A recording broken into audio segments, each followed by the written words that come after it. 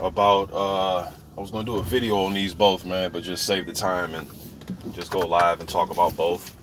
Um, I got to see the some of the presser. Well, yeah, I got to see the presser today, the Fury Pulev press conference. Um, Not really much went on. Fury, Huey, he goes on to say that he couldn't get out of second gear in the Sam Sexton fight, a fight that he actually ended with a pretty quick, nice right hand. I mean, Sexton got up, the ref didn't let him continue, but it was actually a good right hand the way he set it up. It was real quick. I like the way he did that. I wish Huey would sit down on more punches, man, and let more combinations go, because I think he has very quick hands. Um, then he also went on to say he was talking about that a lot of people think he shouldn't take this. They think he's kind of crazy for taking a fight, pretty much in a nutshell, with what he's saying, traveling to Bulgaria to take it. He also said that Pulev, which we all know, was having troubles getting an opponent for this final eliminator fight. We know Brazil declined it, Miller declined it, and Dillian White. So but I think Huey knows, man, that he's not really in a position to just be turning down these type of opportunities for the final eliminator, the IBF. I mean, why not take the chance and try to do what he can do, man? So the presser was, pretty much, I wasn't expecting no fists to fly or them to get in each other's face all crazy or tables and chairs to be flying or anything like that, man. So it's, just a little normal presser. I went back and watched some Pulev, man. I watched this Kevin Johnson fight. I watched the Chisora, the Klitschko, and the Tony Thompson fight. I've seen those fights, but went back and watched them again. I'm damn near want to change my pick, man. I'm slightly favoring Huey, and I went and watched some of his fights for the last weekend. Went back and watched Radinko, watched his fight with Sexton, watched the Parker fight, and there was another fight that I watched, man. But man, it's scary sometimes with Huey, man, because I just think the dude needs to throw more combinations, man. He has quick hands. I think he has the ability and the youth to beat Pulev. One thing about Pulev that I was kind of overlooking when I break down this fight is, yes, he is, I think he's like 37 and Huey's like 23, so he's 14 years older. But one thing about Pulev that I can say is he hasn't been in a lot of drag out crazy wars. He isn't like a washed up. He's been in even fights that he wins, he goes down 3-4 times. He hasn't been in those types of fights. Only time I've really seen him get beat up was the Klitschko fight. And he had some little minor success in that fight when he was landing nice jabs on Klitschko, backing him up. To me, that's what made Vladimir want to get aggressive with him and start to lead with left hooks and right hands, because that jab was giving him trouble. You guys heard me say before, sometimes guys that have really great jabs, they don't like when another guy brings his jab to the party. It's just, look at like the Larry Holmes versus Carla Truth Williams fight. You know what I mean? That's just one example. But I don't know, man. I almost want to change my pick on this Pulev fight, man. Both guys really don't work that well on the inside. When I went back and watched some fights a little bit closer, Huey really wants nothing to do with the inside fight. Pulev, he'll grab, but at least he has some type of physicality in his fights, like with Chisora. Chisora tried to get physical with him. Looked like there was parts in the fight where Pulev was backing Chisora up with his jab. You know what I mean? I think Pulev has a little bit more dog in him when he's up close in the clinch, whereas Huey, he really wants nothing to do with the inside fight. He'll hold and wait till the ref breaks. Not a bad game plan, but it's like in every fight pretty much that I've seen, he goes that route, whereas Pulev, I think, has a little bit nastiness in him where he'll throw some shots. He'll throw shots with his free hand and try to break you off of, or try to break up the clinch. You know what I mean? That's it, man. That's an interesting fight, yo, because both guys have the style and ability to beat each other, man. It's just one of them tough fights to pick. Now, Joyce, he will be in action September 30th. I know he just signed with Al Heyman. I know he's with Abel Sanchez. So he's out here in the U.S. He's out in Big Bear. I've heard him do a couple interviews about working out in Big Bear, so on and so forth. He's going to be taking on Lago Kiladze. Kiladze, most of you guys know, he's been on TV his last few fights.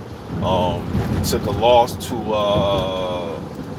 Kaunowski, and then his last loss, he lost to Michael Hunter Jr. Michael Hunter Jr. is actually getting ready to take on Martin Bakole-Alunga. That's going to be a good fight as well. But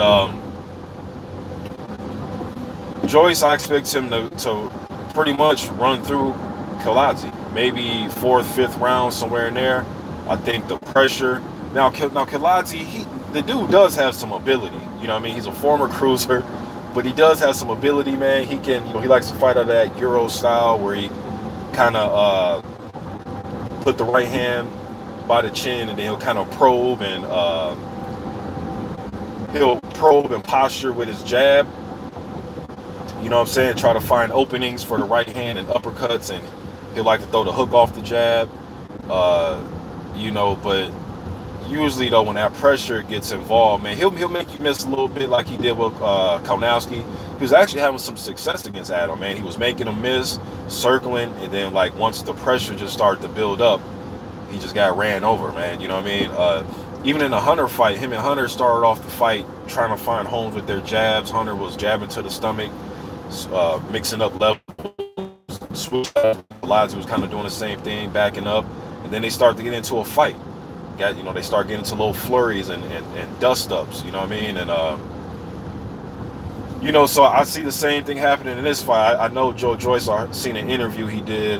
He was talking about that Sanchez, added some things to his game. I'd like to see what he added. You know what I mean? Being this guy's over his 30s, I think that he pretty much is what he is right now. I think he can just get in the best condition he can possibly get in, and try to add some of the things that Abel has implemented. But we'll see once he gets hit. But I don't think this is going to be the fight to test that. He may be able to go out and do everything that Abel taught him in this fight. You know what I mean? I think he's going to bring the pressure. I don't think that's going to leave his mentality. I think he's going to bring the pressure. I think he's going to look for right hands over the top. And he's going to make Kiladze go backwards. And Kiladze I don't think he's going to be out of his element going back. It's just when punches start to land. It's one thing to go back and you're making the guy miss and you're able to, move around and circle. Then it's another thing when you're going back and you're taking a few and you're hitting the ropes and you're getting busted up and you start bleeding and that type of shit. That's what I think Joyce is going to bring to the party, man. I think he's going to get aggressive, overhands. Now there is some spots that Kiladze could capitalize, but I don't think he'll do it enough. He may do it here and there and have a spurt here and there in maybe the first 2 rounds. Joyce does. He is an upright fighter. He does fight with his, when I say hands down, I don't necessarily mean by his waist, but they're below his chin, and he'll leave his hands down enough to where you can come over the top of his hands and try to land something upstairs. But I just don't think Kiladze's the fighter that can take full advantage of that, you know what I mean, and actually hurt Joyce. But Joyce may take a few before he gets Kiladze out of there, you know what I mean, but I definitely see him putting the pressure on and getting Lago Kiladze out of there for his 3rd straight loss. You know what I'm saying? That's my opinion on that. But yeah, man, this Fury versus Pulev, I'm still just up in the air about it, man. Like, first I was like, I'm gonna slightly favor Huey, man, but then he just doesn't throw enough combos to me, man. I don't understand it, because the guy has very fast hands. I know sometimes in fights you don't need to do all that. You can just use your jab and move around. Sometimes fighters don't have to show everything, but it's not necessary. You can literally just win using your jab some fights, and occasional right hands and left hooks, depending on if you're southpaw, if you're orthodox, whatever, using your right jab, your left jab, whatever it is, using your jab and throwing occasional power shots. You know what I mean? But he just has a tendency to do this pretty much all the time against everybody who he fights. He did land a good right hand, like I said, against Sexton. You know what I mean, when he snuck it in there. But I really think Huey has ability, man, where he can throw 4, 5s, and 6s, man. Not just the jab, 1-2, jab, 1-2. I know he looks up to guys like Larry Holmes and Muhammad Ali and those type of guys, even the Klitschko's.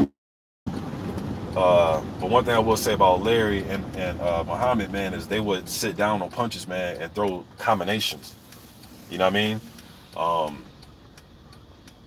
So hopefully he can implement some of that in his Pulev fight, man. But I can see Pulev walking him down, getting him and cutting off the corner, or cutting off the ring on him with his jab. And Pulev will throw power shots. He has a good right hand that he throws. Sometimes he'll throw it down the middle. Sometimes he'll loop it. He has different ways of finding that right hand. And I think he's definitely going to throw different types of right hands on Huey. I know last time I said that Huey's probably going to be making him miss, making him overextend. And that could be the case, but Pulev is a patient fighter. He's accurate, and I do think he does have some pop. I don't think he's just, you know, this crushing one punch KO artist, but I do think he has some pop. You know what I mean? I think his jab is I think he has a nice studding jab that can back you up. You know what I mean? Um, but Fury does have the mobility to make it difficult for him to land that jab, and he has the hand speed to make you pay after he makes you miss. You know, but to me, it's still a fight that's up in the air, man. I damn near want to change my pick and pick Pulev, because I'm just afraid that Fury just won't do enough. I think he'll do enough to where he's getting through the rounds, and maybe him in his corner maybe think he's winning the rounds, but he's really not doing, you know, in essence, he's probably not doing enough. It may be one of those types of fights where it's just really close on the scorecards, man. You know, it could be one of them situations. I like the fact that Huey is taking this fight, though. I will say that, man, because everybody had to, whatever excuse they had not to take the fight. Miller, White, Brazil, whatever you want to say, they didn't take the fight. You know what I mean? And Huey stepped up and took it, man. He's traveling. You know what I mean? I think this kid just, you know, I think he knows, man, there's only so much cachet that he has as far as getting a big fight. So you got to step up sometime and take these types of challenges on, man. So it's a good look for him. You know, see a few of y'all in the building. I'm trying to see what else I can talk about before I jump off here.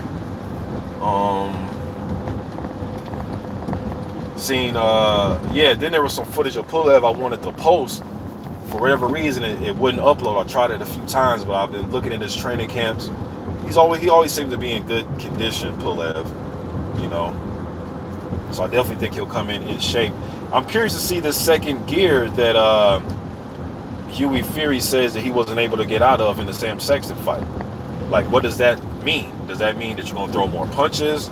Because to me, Huey Fury just looked like his typical self in that fight, man. He was circling, using his jab. Sometimes he was just putting it out there as bait to try to land a right hand. Sometimes he was really snapping it and flicking it.